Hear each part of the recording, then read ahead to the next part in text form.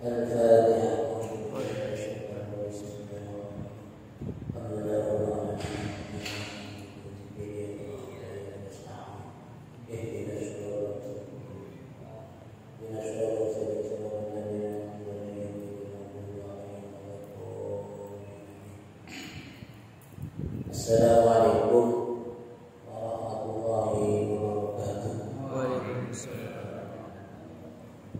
Allahumma rabbana kama amartana wa salli wa sallim ala sayyidina Muhammad wa ala alihi wa sahbihi wa man tabi'ahu ila yaumil qiyamah. Qala rasul sadri wa yassir amri wa hlul 'uqdatam min lisani yafqahu qawli.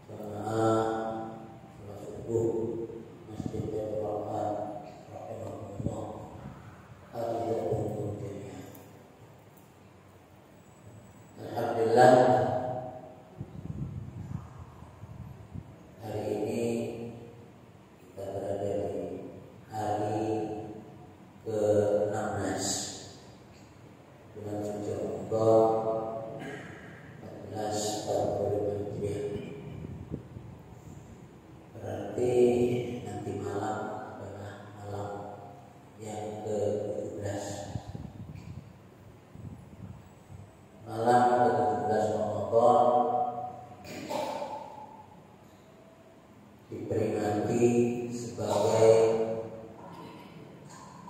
nuzulul Quran, peringatan nuzulul Quran, peringatan pertama kali diturunkannya Al-Quran dari Baitul Izzah ke dunia sesuai dengan kebutuhan dakwah Rasulullah Muhammad SAW. Jamaah rahimahullah, ada 4 ayat yang menerangkan tentang turunnya Al-Quran. Yang pertama dalam surah Al-Qadar, yaitu a'udzubillahi minasyaitonir rajim, bismillahirrahmanirrahim, inna anzalnahu fi lailatul qadar. Inna anzalnahu, sesungguhnya saya telah menurunkan Al-Quran, yang kalau kita lihat tafsirnya fi jumlatin wahidah, sekaligus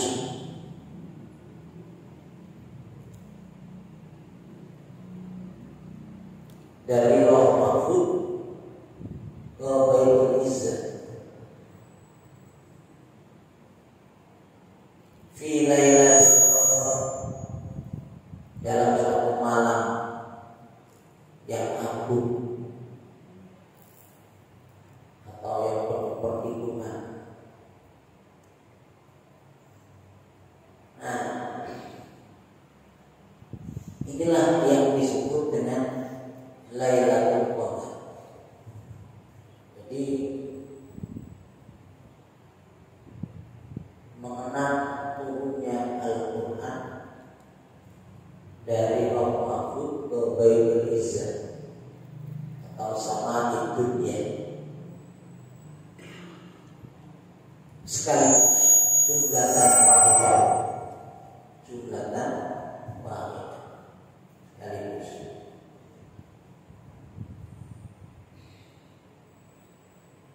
Kemudian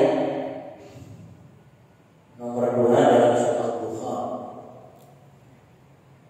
a'udzubillahi minasyaitonir rajim, amin wal kitabil mubin, inna anzalnahu fi lailatin mubarakah, inna kunna diri. Sesungguhnya kami telah menurunkan Al-Quran di dalam malam yang penuh dengan keberkahan. Sungguh kamilah yang memberi peringatan. Inna kunna mundhirin. Fihi yufraqu kullu amrin hakim. Pada malam itu dijelaskan segala urusan yang penuh hikmah.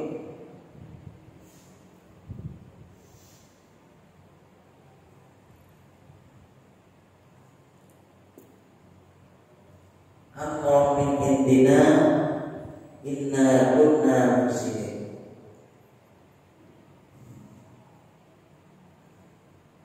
Yaitu urusan dari sisi kami. Sungguh kamilah yang mengutus Rasul-Rasul rahmatan min rabbika innahu was-sami'ul alim, sebagai kasih sayang dari Tuhan kamu. Sesungguhnya Dia Allah as-sami'ul alim,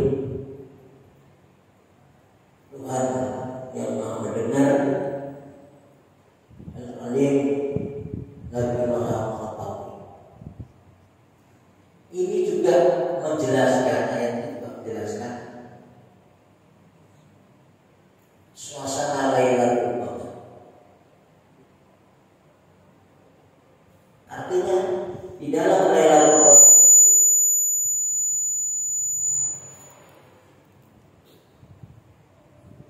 penuh dengan berkah, penuh dengan keberkahan. Kemudian yufraqu kullu amrin hakim,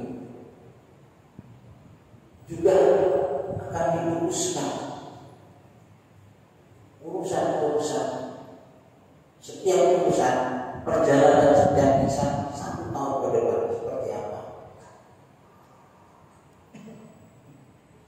Lailatul Qadar itu rahmatun min rabbika innahu was-sami'ul alim. Lailatul Qadar itu merupakan bentuk dari kasih sayang Allah pada Muhammad. Pada sunnah Allah as-sami'ul alim. Jadi ayat kedua ini juga masih menjelaskan tentang Lailatul Qadar, artinya turunnya Al-Quran dari Lauh Mahfuz ke Baitul Izza dalam sekaligus. Kemudian yang ketiga, surah Al-Baqarah yang saya baca tadi. A'udzubillahi minasyaitonir rajim. Syahrul Ramadan alladzi unzila fihi al-Qur'an hudan lin-nasi wa bayyinatin minal huda wal furqan. Bulan suci Ramadan alladzi unzila fihi al-Qur'an, yang diturunkan di dalam bulan suci Ramadan itu apa? Al-Qur'an. Hudan lin-nasi wa bayyinatin minal huda wal furqan, sebagai petunjuk bagi manusia, wa bayyinatin, serta menjelaskan dari minal huda, dari sebagian kitab-kitab yang telah ditentukan oleh Allah, menjelaskan yang mungkin belum jelas apa yang ada dalam kitab Injil, kitab Taurat, kitab Zabur. Wal Furqan, dan Al-Quran itu sebagai Al-Furqan, pembeda dengan sejelas-jelasnya antara yang hak dan yang batil. Nah, di sini para ulama mengatakan, jadi Al-Quran pertama kali diturunkan dari Baitul Izza kepada Rasulullah biwasitah wasitotin au bi ghairi wasit, dengan perantara malaikat Jibril atau tanpa perantara. Itu pertama kali diturunkan di bulan suci Ramadan, yaitu ketika Rasulullah berkhutbah di luar. Inilah yang diperingati setiap malam 17 Ramadan. Ini yang diperingati. Jadi sudah jelas dijelaskan turun pertama kali di bulan suci Ramadan. Dikuatkan lagi dalam surah Al-Anfal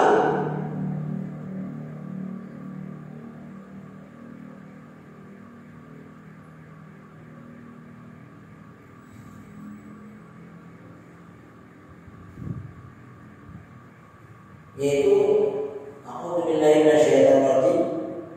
Al-Anfal surah yang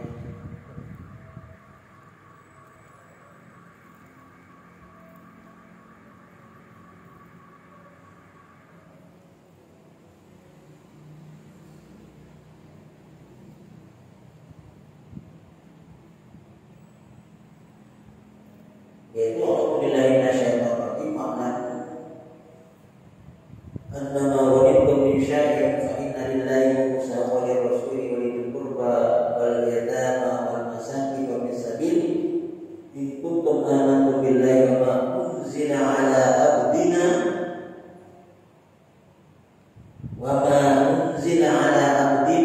yawmal furqan yawmal taqal jam'ah wallahu ala kulli syai'in qadir.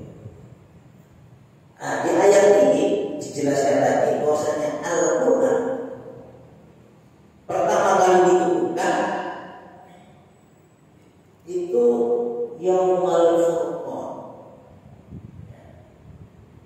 di hari penentuan.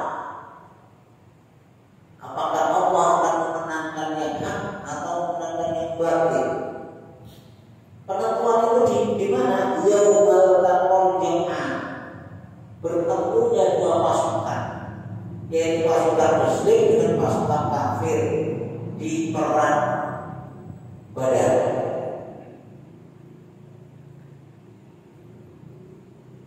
Allah ala kulli syai'in qadir. Allah Maha Kuasa atas segala sesuatu. Jadi jelas jamaah rahimahullah, Al-Quran diturunkan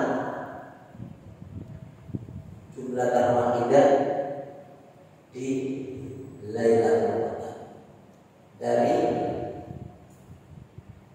Lauh Mahfuz ke sama ibunya atau Baitul Izzah. Kemudian secara berangsur-angsur selama 22 tahun lebih kepada Rasulullah SAW, mulai pertama kali diturunkan di bulan suci Ramadan,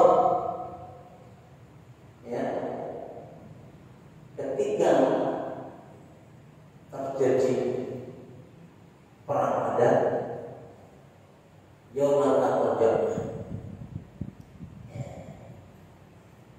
Nah, sekarang bagaimana kita menyikapi Al-Quran ini? Rasulullah sudah memberikan bimbingan pada kita bahwa dalam suatu riwayat Arab fikum amrayn ma in tamassaktum bihi lan tadillu abadan, kitab Allah sunnah Rasul. Telah meninggalkan warisan yang sangat berharga, ya. Dua hal. Jika kita masuk di media kalian berpegang teguh, berpedoman atau berpedoman pada negaranya, menjadikan sebagai petunjuk, tadil tidak akan tersesat selama. Apa itu? Kita kitab suci Al-Quran, Sunnah Rasul dan hadis-hadis dari Nabi Muhammad SAW yang sudah ditentukan dengan rapi sesuai dengan derajat kesolehannya dan telah diteliti oleh para ahli hadis. Dan kalau kita belajar itu ada dalam ilmu hadis atau ilmu mustalah hadis. Itu derajat paling tinggi para ulama hadis memposisikan Sahih Bukhari, kemudian Sahih Muslim, kemudian Ashabus Sunan, Sunan Tirmidzi, Sunan Nasa'i, Ibnu Majah, kemudian kitab Musnad Ibnu Hanbal. Urutannya kitab hadis dari segi derajat kesohihannya. Jamaah rahimahullah, sudah jelas dalam surah Al-Baqarah tadi apa tujuan Allah menurunkan Al-Quran. Yang pertama adalah hudal sebagai petunjuk bagi manusia. Loh, bagaimana Al-Quran ini berfungsi sebagai petunjuk? Apa hanya sekedar dibaca dan memang Al-Quran itu adalah bacaan? Belum cukup. Tentu kita dituntut untuk benar dan pandai membacanya, kemudian faham isinya dan apa-apa yang terkandung di dalamnya. Bagaimana kita bisa menjadikan petunjuk Al-Quran kalau kita tidak faham, kalau kita tidak tahu artinya? Jadi untuk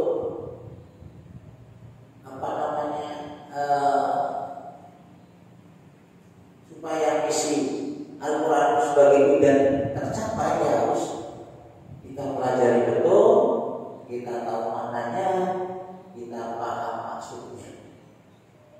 Kalau sudah tidak ada sempat belajar, tidak ada sempat, ya tanya pendeta atau sering hadir di majelis taklim,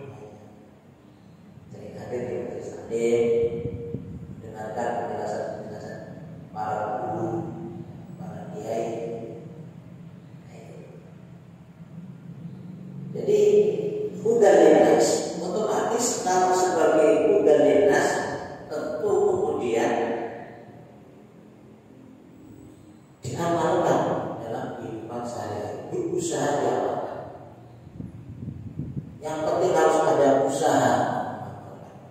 Tentu dalam amalan ini tidak sama di antara kita. Ada yang bisa mengamalkan sekian persen, ada yang 9%, tidak sama. Kemudian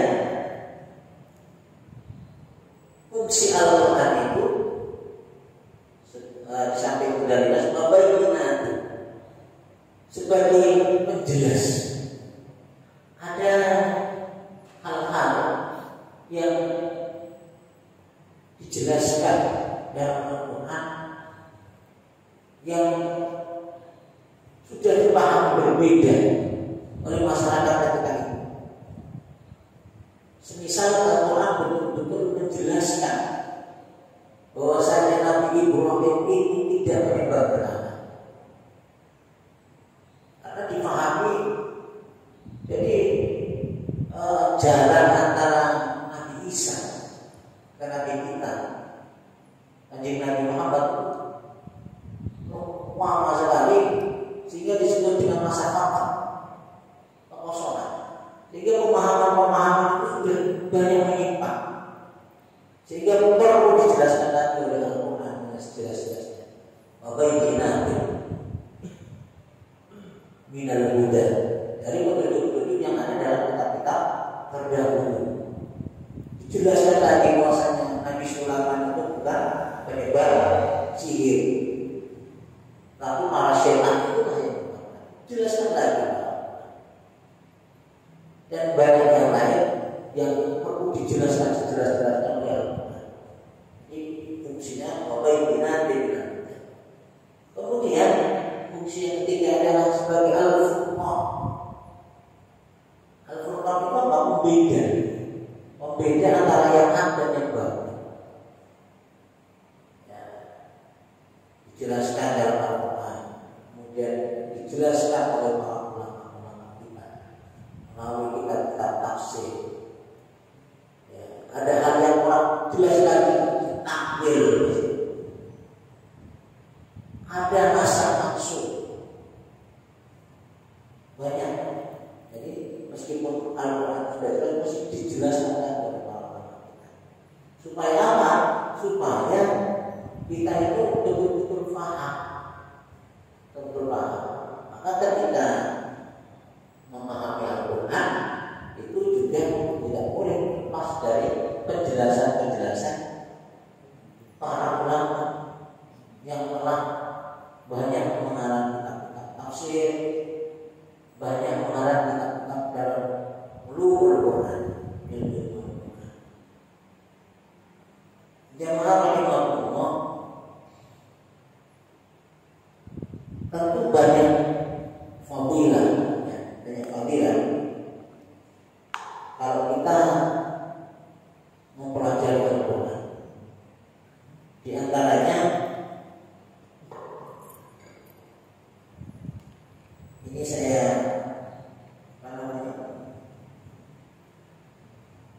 ambil dari kitab Riyadhus Shalihin dalam bab Kitabul Fadail.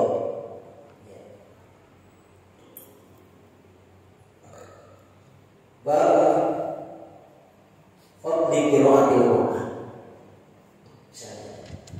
Ada beberapa riwayat, tidak saya baca semua mengingat waktu, yang penting-penting saja, dan yang diriwayatkan oleh Imam Bukhari dan Imam Muslim. Pertama, an Abi Umamah, diriwayatkan dari sahabat Abu Umamah radhiyallahu anhu dan Abu Qala telah berkata Abu Umamah, sami'tu Rasulullah sallallahu alaihi wasallam, saya telah mendengar Rasulullah Muhammad sallallahu alaihi wasallam yaqulu, bersabda, Iqra'ul Qur'ana fa innahu ya'ti yawmal qiyamati syafi'an li ashabihi. Rawahu Muslim. Hadis ini diriwayatkan oleh Muslim, berarti ditulis dalam Sahih Muslim. Iqra'u, bacalah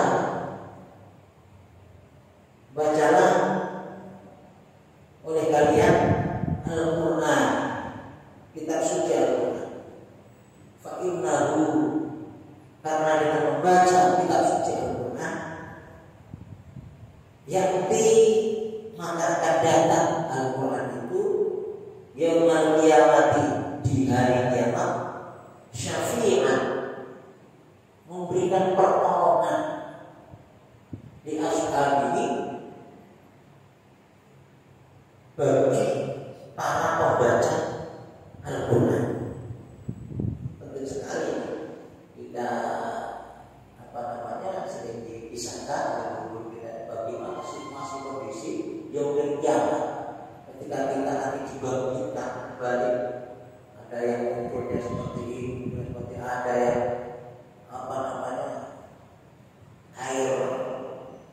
air keringatnya sampai menenggelamkannya. Ada yang seakan-akan matahari di atas tubuhnya. Bagaimana hidupnya ya? Kalau kita ahli membaca Al-Quran, kita biasa diri membaca Al-Quran, maka Al-Quran itu akan datang kepada kita, memberikan pertolongan kepada kita. Syafi'an ya Syafi'i. Kemudian hadis kedua, wa'anin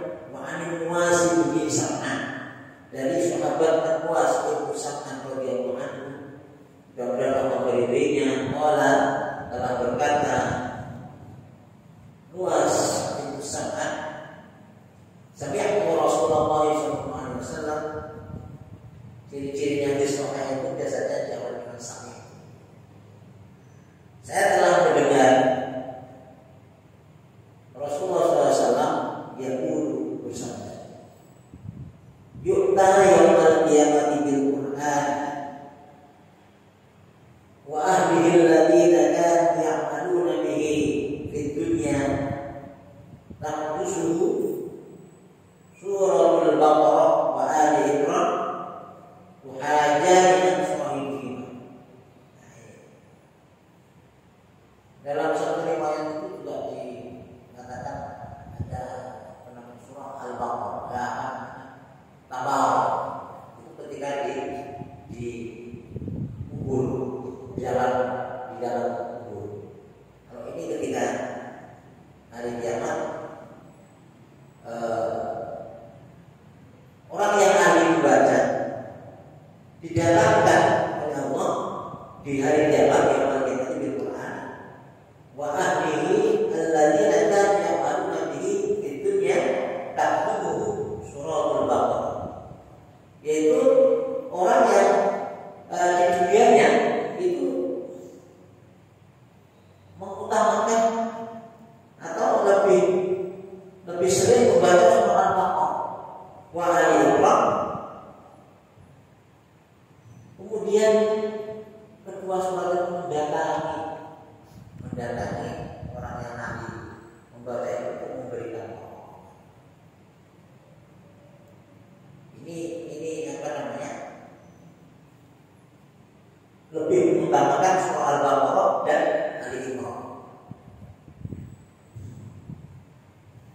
Apalagi terus sering dengan istiqomah kita membaca terus hatam, mulai lagi itu sesuai dengan hadis yang pertama tadi. Kemudian Mu'an Usman bin Affan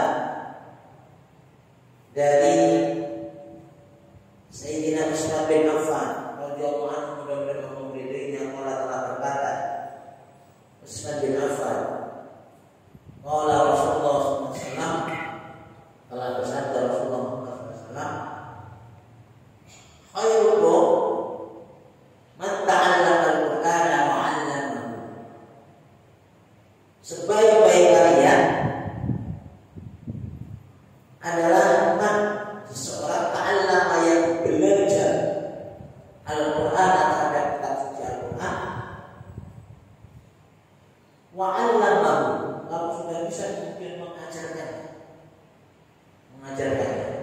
Ini untuk para mu'allim Al-Qur'an, ya, guru lampiran, guru TPQ. Ini betul-betul sebaik-baik orang.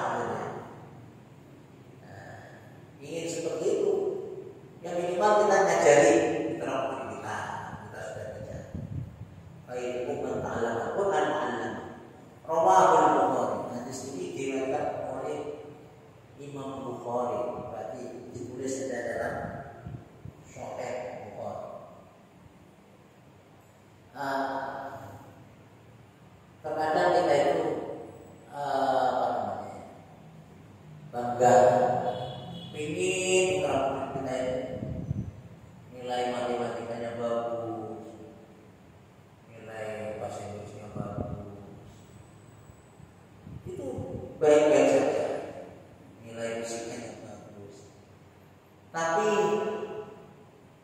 beliau, ya, seorang Muslim, seorang mukmin, tentu seharusnya sangat merasa punya tanggung jawab bagaimana agar putra kita bisa membaca Al-Quran, kemudian nanti terus berangsur-angsur memahami dan mempunyai akhlak Al-Quran. Mestinya lebih harus memiliki tanggung jawab tentang hal itu. Karena bagaimanapun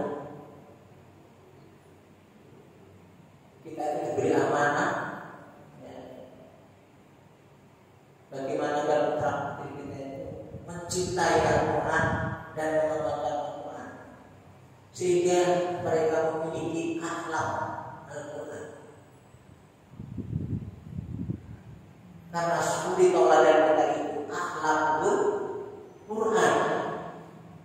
Anjing Nabi itu akhlaknya Al-Quran. Apa yang sudah ada dalam Al-Quran itu betul dipraktekkan dalam kehidupan sehari-hari Rasulullah SAW. Jadi mestinya tidak membiarkan putra putri kita nyari-nyari langgar sendiri, nyari-nyari guru sendiri. Kalau itu diantarkan. Kalau model sekarang misalnya model privat, kalau misalnya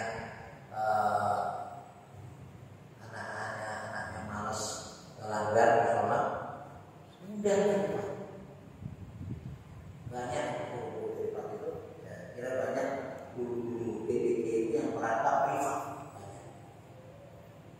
Itu menjadi tanggung jawab kita. Kemudian ini yang terakhir, ya. Ini kalau tadi diriwayatkan oleh Muslim, Bukhari, ini disepakati oleh Imam Bukhari dan Imam Muslim. Berarti hadis ini ditulis dalam Sahih Bukhari juga ditulis dalam Sahih Muslim. Wa an Aisyah diriwayatkan dari Sayyidatuna Aisyah, istri Rasulullah radhiyallahu anha, mudah-mudahan Allah meridainya. Qala telah berkata Sayyidatuna Aisyah, qala Rasulullah SAW telah bersabda Rasulullah Muhammad SAW, alladzi yaqra'ul Qur'ana wa huwa mahirun bihi ma'as safaratil kirabil barah, walladzi yaqra'ul Qur'ana wa yata'atta fihi wa huwa 'alaihi syaqun lahu ajrani. Alladzi yaqra'ul Qur'ana, seorang yang membaca kitab suci Al-Qur'an, wa mahir, dan dia dalam membacanya sudah pandai, sudah fasih, sesuai dengan tajwid, makharijul huruf, ya. Wa huwa mahir bihi, itu ma'asafaratil kiramil barah. Mereka itu bersama, ya, para malaikat yang makanya cepat kilat ketika di Siratal Mustaqim. Kemudian walladzi yaqra'ul Qur'ana, dan orang yang membaca kitab suci Al-Qur'an, wa yata'atta fihi, masih gerak-gerak saatnya, ya. Masih gerak-gerak, masih dalam tahap belajar. Wa huwa 'alaihi syaqun, masih merasa kesulitan untuk melafalkan makharijul huruf, madnya, ada mad wajib mutasil, mad tabi'i, ada mad wajib munfasil, masih kesulitan. Panjang pendeknya masih, pokoknya masih gerak-gerak, ya, kata-kata. Kalau orang Jawa bilang masih tetak-tetak, masih tetak-tetak. Lah, itu bukan apa namanya, tidak memiliki pahala, bukan malah justru ajroni. Dia mendapatkan lalu ajroni, dia mendapatkan dua pahala. Pahala pertama, dia semangat belajarnya, dan pahala dia pahala membaca Al-Quran itu. Membaca Al-Quran itu dikatakan bahwasanya alif lam, ya, alif lam itu bukan satu huruf. Alif satu huruf, lam satu huruf, bukan. Dilipatkan lagi dengan 10 kali. Jadi baca Al-Quran itu sudah pahalanya sangat besar. Apalagi memahami dan mengamalkannya. Cuma kalau bisa, kalau masih ya tak itu, ya jangan masuk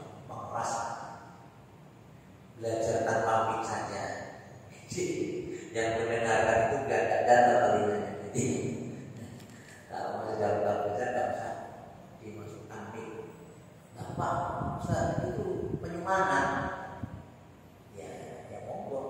Kalau itu dengan begitu anak-anak yang menjadi semangat, ya. Nah, saya kira yang dengarkan juga paham masih tahap belajar.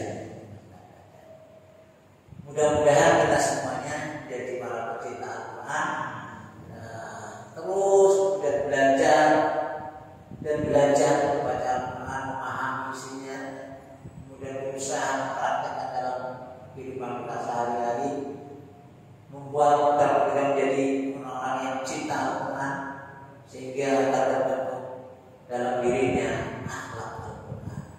Dan mudah-mudahan Al-Quran nanti yaumul qiyamah menjadi syafaat, berikan pertolongan kepada kita semuanya. Amin ya rabbal alamin. Kurang lebihnya mohon maaf.